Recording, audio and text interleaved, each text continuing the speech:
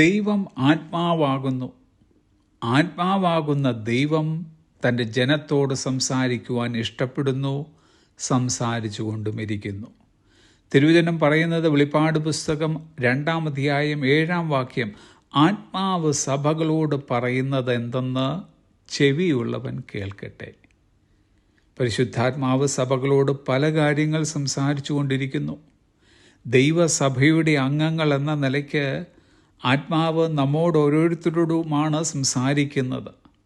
നമുക്കെല്ലാവർക്കും ചെവി ഉണ്ടെങ്കിലും എല്ലാവർക്കും ആത്മാവിൻ്റെ ശബ്ദം ശ്രദ്ധിക്കുവാൻ കഴിയുന്നില്ല. ആത്മാവിൻ്റെ ശബ്ദം കേൾക്കണമെങ്കിൽ നാം അതിനായി ഒരുക്കപ്പെടണം.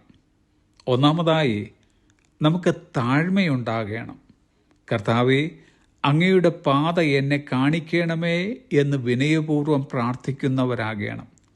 രണ്ടാമതായി നാം നിശബ്ദത പാലിക്കണം. ശബ്ദ കോലാഹലങ്ങളിൽ നിന്നും ശ്രദ്ധ തിരിക്കുന്ന കാര്യങ്ങളിൽ നിന്നും മാറി നിൽക്കണം. മൂന്നാമതായി അനുതാപമുള്ള ഹൃദയമുണ്ടായിരിക്കണം. തെറ്റിപ്പോകുന്ന സമയങ്ങളിൽ അതിനെ ന്യായീകരിക്കാതെ ദൈവത്തിൻ്റെ പാപക്ഷമ തേടണം. നാലാമതായി അനുസരണമുള്ളവരായിരിക്കണം. ആത്മാവ് പറയുന്നത് ചെയ്യാൻ തയ്യാറാകുന്ന ഒരു ഹൃദയം രൂപപ്പെടുത്തണം. ദൈവസഭയുടെ കാര്യസ്ഥനായി നിലകൊള്ളുന്ന പരിശുദ്ധാത്മാവിൻ്റെ ശബ്ദം നാം വിവേചിച്ചറിയേണ്ടതുണ്ട്. പരിശുദ്ധാത്മാവ് നമ്മോട് സംസാരിക്കുന്ന വിവിധങ്ങളായ മാർഗങ്ങളുണ്ട്. ഒന്ന്, തിരുവചനം ദൈവശ്വാസീയമാകിയാൽ ആത്മാവ് തിരുവചനത്തിലൂടെ സംസാരിക്കുന്നു. The Spirit never contradicts to the word of God. ആത്മാവ് ഒരിക്കലും ദൈവവചനത്തിന് വിരുദ്ധമായി സംസാരിക്കുന്നില്ല.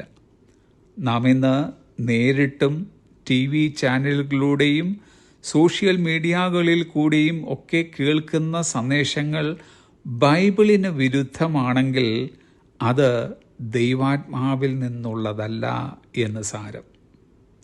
2, ആത്മാവ് സമാധാനത്തോട് സംസാരിക്കുന്നു. നമ്മിൽ ഭയം സൃഷ്ടിക്കുന്നതും ഭീരുത്വമുണ്ടാക്കുന്നതുമായ ശബ്ദങ്ങൾ ഒരിക്കലും ആത്മാവ് കേൾപ്പിക്കുകയില്ല. പകരം ആത്മാവ് സമാധാനം തരുവാനായി സംസാരിക്കുന്നു. അതുകൊണ്ടാണ് തിരുവചനം പറയുന്നത്, കൊലോസ്യർക്ക് എഴുതിയ ലേഖനം 3-ാം അധ്യായം 15-ാം വാക്യം, ക്രിസ്തുവിൻ്റെ സമാധാനം നിങ്ങളുടെ ഹൃദയങ്ങളിൽ വാഴട്ടെ എന്ന്. 3, ആത്മാവ് മറ്റുള്ളവരിൽ കൂടി നമ്മോട് സംസാരിക്കുന്നു. 4, ആത്മാവ് ക്രിസ്തുവിൻ്റെ ജീവിതത്തിലൂടെ നമ്മോട് സംസാരിക്കുന്നു. ക്രിസ്തുവിൻ്റെ സ്വഭാവത്തോട് അനുരൂപരാകേണ്ടതിന് ആത്മാവ് നമ്മെ സഹായിക്കുന്നു.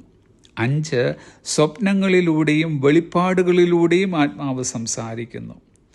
6, മനസാക്ഷിയിലൂടെ സംസാരിക്കുന്നു. 7, നാം കടന്നു പോകുന്ന സാഹചര്യങ്ങളിലൂടെ ആത്മാവ് സംസാരിക്കുന്നു. When we listen to Spirit, we can see what others cannot, hear what others ignore, and walk where others are afraid. നാം ആത്മാവിനെ ശ്രദ്ധിക്കുമ്പോൾ മറ്റുള്ളവർക്ക് കഴിയാത്തത് നമുക്ക് കാണാൻ കഴിയും. മറ്റുള്ളവർ അവഗണിക്കുന്നത് നമുക്ക് കേൾക്കാൻ കഴിയും. മറ്റുള്ളവർ ഭയപ്പെടുന്ന ഇടത്ത് നമുക്ക് ഭയമന്യേ നടക്കാൻ കഴിയും. Have a pleasant day.